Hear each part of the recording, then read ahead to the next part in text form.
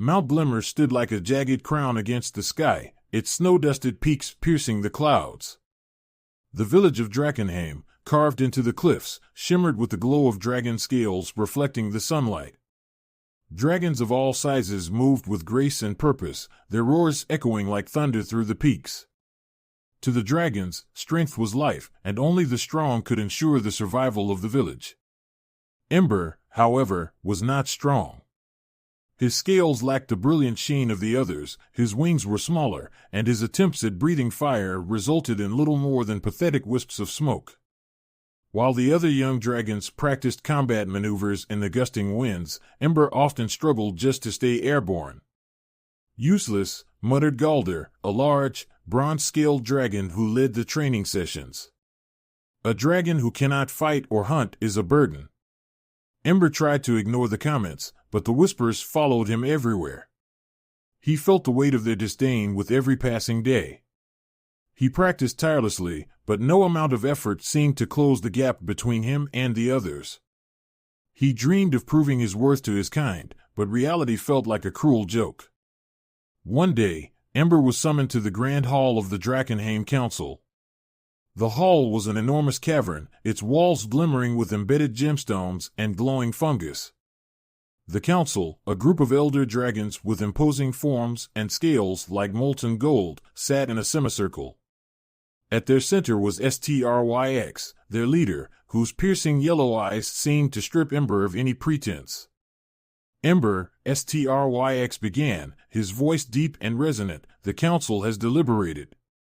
For moons, we have observed your struggle, and while we admire your persistence, we must face the truth. You lack the strength and fire of a true dragon. We cannot afford weakness among us, not with the threats that loom in the skies. But I can get stronger, Ember pleaded, his voice trembling. Give me more time. Stryx's gaze softened for a moment, but quickly hardened. It is not a matter of time. It is a matter of survival. For the good of Drakenheim, we must banish you. The word struck Ember like a blow.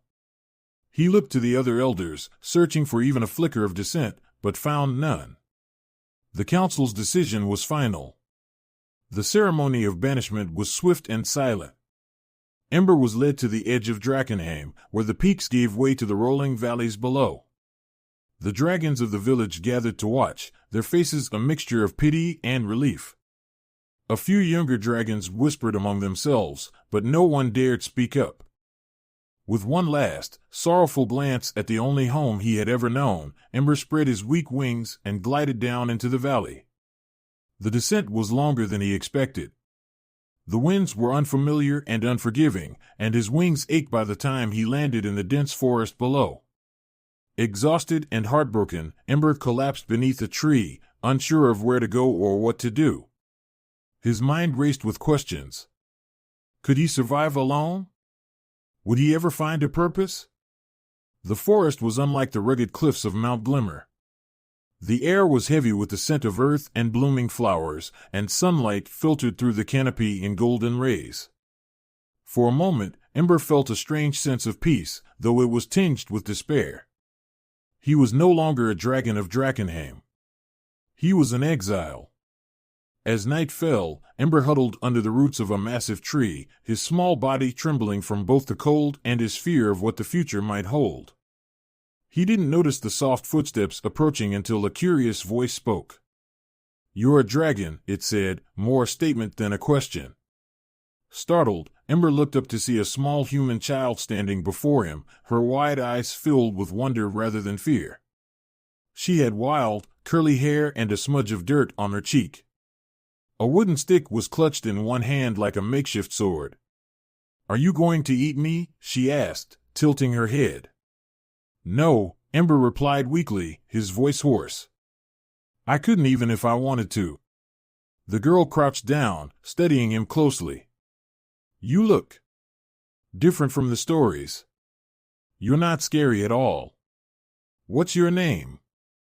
"Ember," he answered, unsure of why he was even engaging with a human child. "I'm Elsie," she said brightly, plopping down on the ground beside him. "Why are you here?" Ember hesitated, the shame of his banishment still fresh.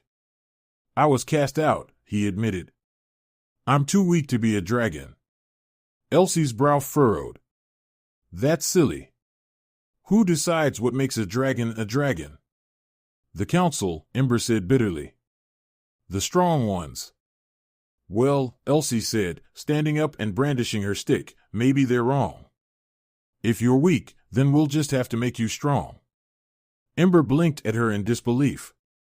You'd help me? Of course, Elsie said with a grin. What else are friends for? For the first time in days, Ember felt a spark of hope.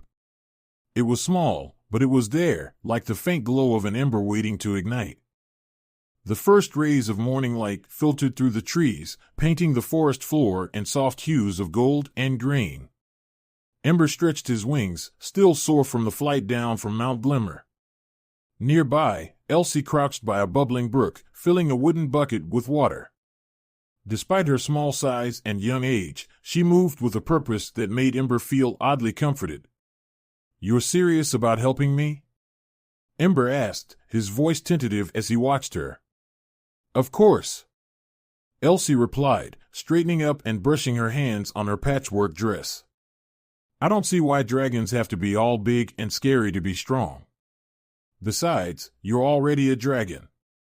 That means you've got something in you, something the others can't see. Ember tilted his head. And what do you know about dragons? Elsie grinned mischievously. Not much. But I know about underdogs. My older brothers think I'm too small to do anything useful, but I've climbed the tallest tree in the village and beaten every one of them at stick-sword fights. Size doesn't mean everything. Ember couldn't help but chuckle, a sound that startled even himself. So, what's your plan, O mighty tree climber? First, Elsie said, sitting cross-legged before him, we figure out what you're good at. Then we work from there. But first, breakfast. She pulled out a small cloth bundle from her satchel, revealing a loaf of bread and some apples. Ember's stomach growled audibly, and Elsie giggled. She tore a piece of bread in half and offered it to him. Though the portion was laughably small for a dragon, Ember accepted it gratefully. After they ate, Elsie stood up, holding her wooden stick like a knight's sword. All right, Ember, show me what you can do. Ember looked around uncertainly. What do you mean? Fly. Breathe fire. Roar something dragon-y, she said, her voice brimming with excitement. With a deep breath, Ember spread his wings and leapt into the air.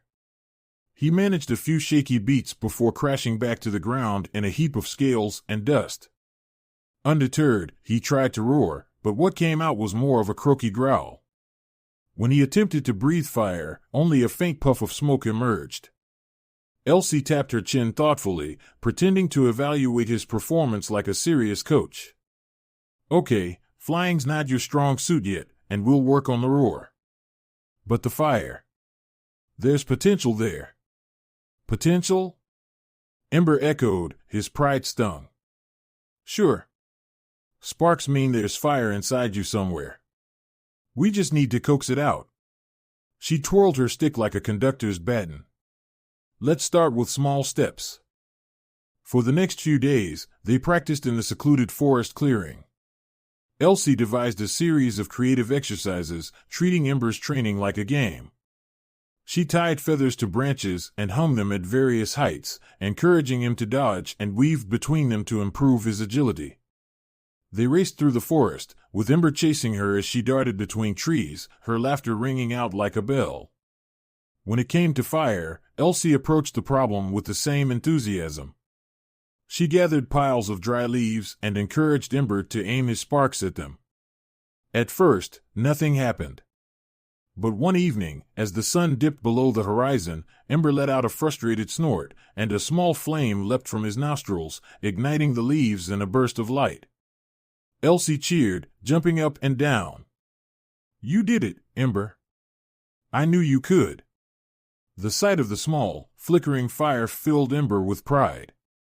For the first time, he felt that maybe he wasn't entirely hopeless. As the days turned into weeks, their bond deepened. Elsie brought books from her village, filled with tales of dragons both real and mythical. She read them aloud to Ember, her voice animated as she described dragons slaying monsters, guarding treasures, and befriending humans. Ember listened intently, inspired by the stories and determined to become worthy of such legends. But their partnership wasn't without challenges. One afternoon, as they practiced flying, Ember misjudged his landing and crashed into a tree, shaking the forest with the impact. The commotion caught the attention of a passing woodcutter from Elsie's village. "Elsie," the man called out, his eyes wide with fear as he spotted Ember. "Get away from that beast." Elsie quickly stepped between Ember and the man, her arms spread wide. "He's not a beast. He's my friend." The woodcutter hesitated, torn between his fear of dragons and his trust in the girl he had known since she was a baby. "He's dangerous, Elsie. Dragons don't belong here." "He's not dangerous," Elsie insisted. "He's different. And he needs my help." The woodcutter frowned but didn't press the issue further. "You'd better be careful," he warned before disappearing back into the trees. Ember lowered his head, guilt weighing on him.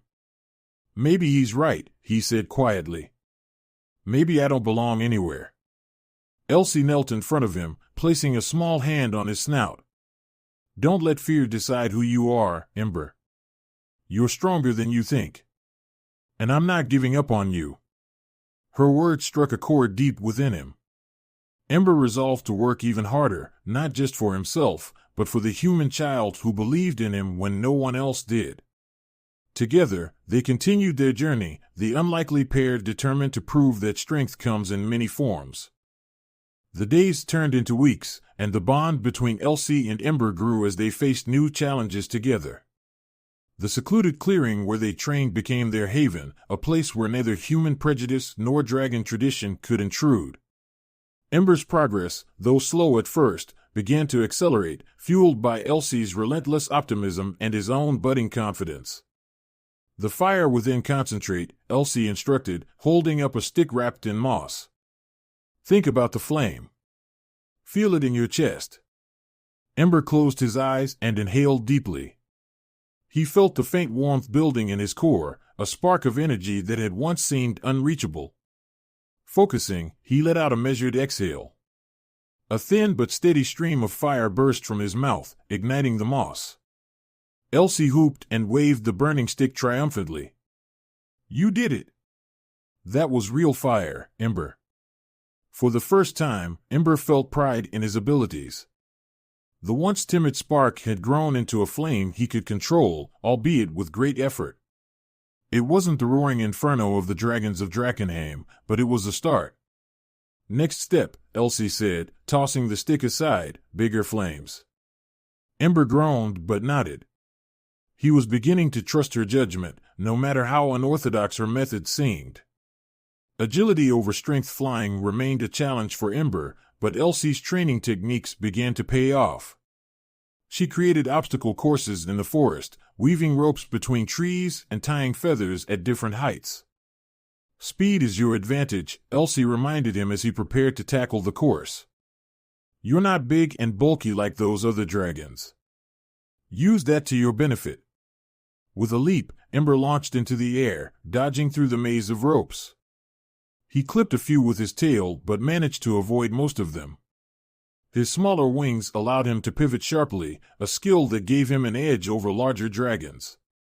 When he landed, panting but exhilarated, Elsie clapped her hands. "See? You're a natural." "Natural might be a stretch," Ember replied with a smirk, "but I'm getting better." A taste of danger. Their secluded training wasn't always safe. One afternoon, as Ember practiced his fire breathing, the smell of smoke attracted a pack of hungry wolves. Drawn by the scent, they prowled the edges of the clearing, their glowing eyes fixed on Elsie. Ember noticed them first. A deep growl rumbled in his throat as he stepped protectively in front of Elsie. The wolves circled, their low snarls filling the air. "Stay behind me," Ember said, his voice firm. Elsie nodded, clutching her wooden stick. Be careful. As one wolf lunged, Ember unleashed a plume of fire. Though not large, it was enough to startle the pack. They hesitated, unsure if the small dragon was worth the risk. With another burst of flame, Ember roared, the sound echoing through the forest. The wolves scattered, their tails between their legs. Ember stood tall, his chest heaving but his eyes blazing with newfound confidence. That was incredible. Elsie exclaimed, rushing to his side. You scared them off. I did, didn't I? Ember said, almost disbelieving. For the first time, he felt like a protector, not just for himself, but for someone who depended on him. The turning point. As Ember's skills grew, so did his reputation, at least among the humans. Elsie's father, the village chief, had begun to hear whispers of a dragon who was not like the others, a dragon who seemed more ally than threat. Curious, he approached Elsie one evening as she returned from training. Elsie, he said, his tone cautious, is it true what they're saying? That you've been working with a dragon? Elsie hesitated, unsure how much to reveal. Yes, it's true, she admitted. But he's not like the dragons in the stories. He's kind and brave. He's my friend. The chief's brows knitted together. Dragons are dangerous, Elsie. You can't trust them. You don't understand, father, she said passionately. Ember isn't like that. He's learning to be strong, but he's not cruel. He's protecting us. The chief sighed, his expression softening. I'll need to see this dragon myself. Elsie felt a pang of worry but nodded. You'll see. He's different. A human ally. When the chief finally met Ember, he was both impressed and skeptical. Standing face to face with a dragon, even a smaller one like Ember, was no small feat, yet Ember's calm demeanor and Elsie's unwavering defense of him softened the chief's stance. If you truly mean no harm, the chief said to Ember, then perhaps there's a place for you here. But the villagers will need convincing. They fear dragons for a reason. I understand, Ember replied, his voice steady. But I won't stop trying to prove myself. The chief nodded. You have a good friend in Elsie. Do not take that lightly. A glimpse of greatness. One evening, as the forest bathed in the orange glow of the setting sun, Ember stood atop a rocky outcrop, gazing toward Mount Glimmer in the distance. The mountain seemed so far away, its peaks lost in the clouds. Yet, for the first time, the sight didn't fill him with sadness. Do you think I'll ever go back? Ember asked. Elsie climbed up beside him, her stick resting on her shoulder. Maybe. But if you do, it'll be on your terms. You'll go back not because they let you, but because you've become something they can't ignore. Ember looked at her, the spark of hope in his chest now a steady flame. I'm starting to believe that. As the stars emerged above them, Ember and Elsie sat side by side, a dragon and a human, their bond stronger than ever. Together, they were no longer outcasts but a team, determined to prove that even the smallest flame could light the way. The first signs of trouble came with the wind. The humans in Elsie's village noticed the change in the airy scent of charred wood and ash carried from the distant mountains. Rumors began to spread of a rogue dragon, larger and fiercer than any seen in decades, wreaking havoc across the valley. It was only a matter of time before the destruction reached their home. In the clearing where Elsie and Ember trained, the tension was palpable. Ember paced back and forth, his claws digging into the earth, while Elsie leaned against a tree, her stick resting beside her. I have to do something, Ember said, his voice low but resolute. If this dragon reaches your village, you'll protect us, Elsie said confidently. You're ready for this, Ember. All our training, all your hard work, it's for this moment. But what if I'm not strong enough? Ember stopped, his wings drooping. What if they were right about me? Elsie stepped forward and placed a hand on his snout. They were wrong. You're stronger than they'll ever know. And you're not alone. I'll be right there with you. Ember nodded, the fire in his chest rekindled by her words. Together, they prepared for what was to come. The rogue dragon arrived at dusk, its massive form silhouetted against the fiery sky. Its scales were a deep, menacing black, and its wings blotted out the sun as it soared above the village. With a deafening roar, it unleashed a torrent of flames, setting fields ablaze and sending villagers scrambling for safety. Elsie's father, the village chief, gathered the men to fight, armed with makeshift weapons and sheer determination. But they were no match for the beast's size and ferocity. It became clear that without help, the village would be destroyed. From the edge of the forest, Ember watched the chaos unfold. His heart pounded as fear and adrenaline coursed through him. He turned to Elsie, who was tying a bandana around her head, her stick in hand like a sword. "This is it," she said, her voice steady. "Are you ready?"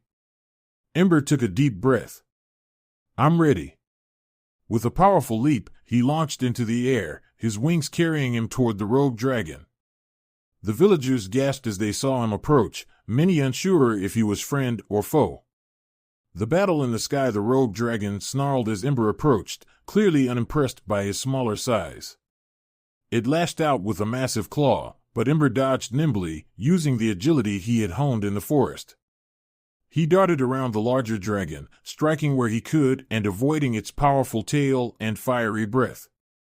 The fight was brutal. Ember's smaller frame allowed him to outmaneuver the rogue dragon, but every strike he landed seemed to barely faze the larger beast. Meanwhile, the rogue's attacks grew more aggressive, its roars shaking the very ground. Elsie shouted encouragement from below, her voice cutting through the noise of the battle. "You've got this, Ember. Remember what we practiced, speed and precision." Ember's mind flashed to their training, the countless hours of weaving through trees and perfecting his fire. With renewed focus, he aimed a burst of flame at the rogue's wing. The fire hit its mark, scorching the membrane and causing the larger dragon to falter mid-flight. Sensing an opening, Ember surged upward, roaring with all the strength in his chest. He latched onto the rogue dragon's back and unleashed a torrent of flame directly into its face. The rogue roared in pain and fury, thrashing wildly to shake Ember off. Below, the villagers watched in awe, their fear replaced by hope as they realized that Ember was fighting for them. The tide turns. The rogue dragon, blinded and injured, crashed to the ground in a cloud of dust and debris. Ember landed a short distance away, his legs trembling but his eyes blazing with determination. The rogue struggled to rise, but Ember let out a roar that silenced the entire valley. "This is your last chance," Ember growled, his voice steady and commanding. "Leave now, and never return." The rogue dragon hesitated, its massive form quivering under Ember's unyielding gaze. Finally, with a low growl, it spread its tattered wings and took to the sky, retreating toward the distant mountains. The villagers erupted in cheers, rushing to surround Ember. Elsie was the first to reach him, throwing her arms around his neck. "You did it," she exclaimed, her face beaming with pride. "I couldn't have done it without you," Ember replied, his voice filled with gratitude. The return to Drakenheim. Word of Ember's bravery spread quickly, reaching the peaks of Mount Glimmer. The Dragon Council convened once more, this time not to judge, but to reconsider their decision. When Ember returned to Drakenheim, he was not alone. Elsie rode on his back, her stick slung over her shoulder like a knight returning from battle. The dragons of the village gathered to watch as Ember approached the grand hall. Stryx stepped forward, his expression unreadable. "Ember," he began, his voice carrying through the crowd. "We have heard of your deeds.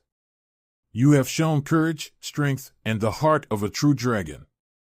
We were wrong to doubt you." Ember stood tall, his chest swelling with pride. "I didn't do it alone," he said, glancing back at Elsie. "I learned that strength comes in many forms. And sometimes, it takes someone who believes in you to help you see it." Stryx nodded, his eyes softening. "You are welcome in Drakenheim once more, not as the weakling we once saw, but as a hero. The dragons roared their approval, their voices echoing through the peaks. Ember looked to Elsie, who smiled and gave him a thumbs up. "You're home," she whispered.